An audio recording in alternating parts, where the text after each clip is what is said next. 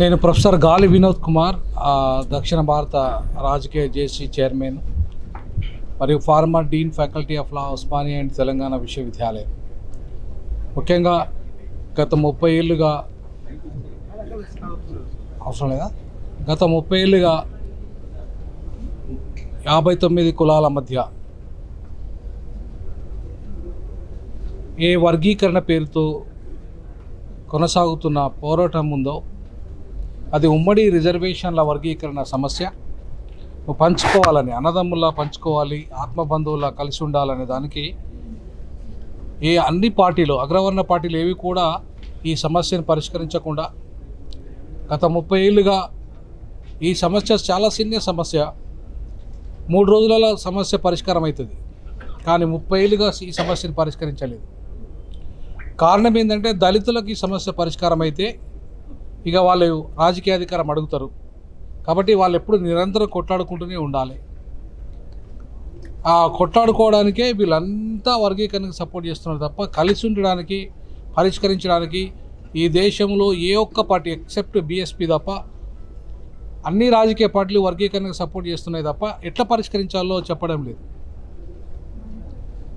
BSP మాత్రం oppose చేస్తుంది కానీ పరిష్కరించాలని కూడా చెప్పట్లేదు బీఎస్పీ కూడా.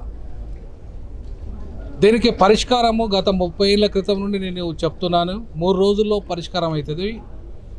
ఏంటంటే ఇది ఉమ్మడి ఆంధ్రప్రదేశ్ సమస్య, ఇది దేశ సమస్య కాదు. ఈ ఉమ్మడి ఆంధ్రప్రదేశ్ సమస్యకు మూల కారణము ప్రాంతీయ సమస్య, కుల సమస్య కాదు. ప్రాంతాల మధ్య వ్యత్యాసం కారణంగా ఏర్పడే సమస్య ఇది. కులాల మధ్య వ్యత్యాసం వల్ల వచ్చిన సమస్య కాదు ఇది. ప్రాంతాల మధ్య వ్యత్యాసం కారణంగా ఎట్లయితే తెలంగాణ ప్రత్యేక రాష్ట్రం కావాలని డిమాండ్ వచ్చిందో అలాగే ఎస్సీల మధ్య రిజర్వేషన్ల పంపిణీలో జరిగిన అసమానతల కారణంగా ఏర్పడ్డ ఈ సమస్య అది పాలకుల వల్ల ఏర్పడ్డది తప్ప మాలల వల్ల ఏర్పడలేదు, లేదా మాదిగల వల్ల ఏర్పడే సమస్య కాదు. ఇది పాలకుల తప్పు. ఇది దానికి మాదిగలు కొట్లాడుకునే సమస్యగా మార్చారు దీన్ని. సో ఈ సమస్యను పరిష్కరించుకునే పరిస్థితి కూడా మాదిగల మధ్య, ఇతర కులాల మధ్యనే ఉంది. ఇద్దరు ముఖ్యమంత్రులు కూర్చొని కేవలం ఒక ప్రధానమంత్రికి ఒక లెటర్ రాయాలి, ఏమని ఈ వర్గీకరణ సమస్యను మేము జోనల్ సిస్టంలో పెడతాము, 371D ప్రకారంగా మేము జోనల్ సిస్టంలో ఈ సమస్యను పరిష్కరించుకుంటామని చెప్పేసి ఇద్దరు ముఖ్యమంత్రులు లేఖ రాసి ప్రధానమంత్రి దాన్ని ఆమోదించి క్యాబినెట్లో తీర్మానం చేసి రాష్ట్రపతికి పంపితే రాష్ట్రపతి 371Dలో అమెండ్మెంట్ చేసి పంపిస్తారు, అంతే. ఇంకేముండదు దీంట్లో. దీనికి పార్లమెంట్లో చట్టంతో పని లేదు, 341తో పని లేదు, అసెంబ్లీ తీర్మానంతో పని లేదు, లేదంటే ఏ రాజకీయ పార్టీ సపోర్ట్తో పని లేదు, లేదంటే ఏ కుల సంఘంతో సపోర్ట్తో పని లేదు. ఇది చాలా సింపుల్గా 3 రోజులలో అయిపోయే సమస్యను 30 ఏళ్ళుగా ఇంకా దీన్ని పొడిగించుకుంటూ వచ్చి ఈ ఉమ్మడి ఆంధ్రప్రదేశ్ సమస్యను ఇప్పుడు దేశ సమస్యగా చిత్రీకరించి తప్పుడు సుప్రీంకోర్టు తప్పుడు సిద్ధాంతాన్ని, తప్పుడు విధానాలని, రాజ్యాంగ వ్యతిరేక విధానాలని సుప్రీంకోర్టు ఇలా తీర్పు రూపంలో, అది తీర్పు కాదు, అది కుట్ర. అది తీర్పు కాదు, అది కుట్ర. అది ఆర్ఎస్ఎస్ బీజేపీ ఇచ్చిన వాళ్ళ యొక్క డైరెక్షన్లో ఇచ్చిన తీర్పు. అది దాన్ని మనం తీర్పు అనడం కంటే కూడా వాళ్ళు ఇచ్చిన కుట్ర అని చెప్పాలి. ఆ కుట్ర ఫలితంగా ఇలా సుప్రీంకోర్టు మళ్ళీ మాదిగల్ని పర్మనెంట్గా విడగొట్టే ప్రయత్నం చేస్తుంది. మళ్ళీ కలపాలి, వాళ్ళని కలిపే ప్రోగ్రాంలో భాగంగా నేను రావడం జరిగింది ఇక్కడికి.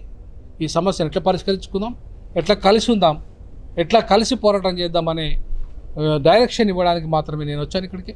సో కాబట్టి మాదిగా ఈ అంటరాని కులాలు ఈ దేశంలో దాదాపుగా 1200కు పైగా అంటరాని కులాలు అన్నీ కూడా ఒకటే. సుప్రీంకోర్టు చెప్పినట్టుగా వేరు కాదు, అంతరం ఒకటే. అది ఎన్ని కోట్లు సంపాదించినా వాడు అంటరానోడే, ఎంత పెద్ద ఆఫీసర్ అయినా అంటరానోడే.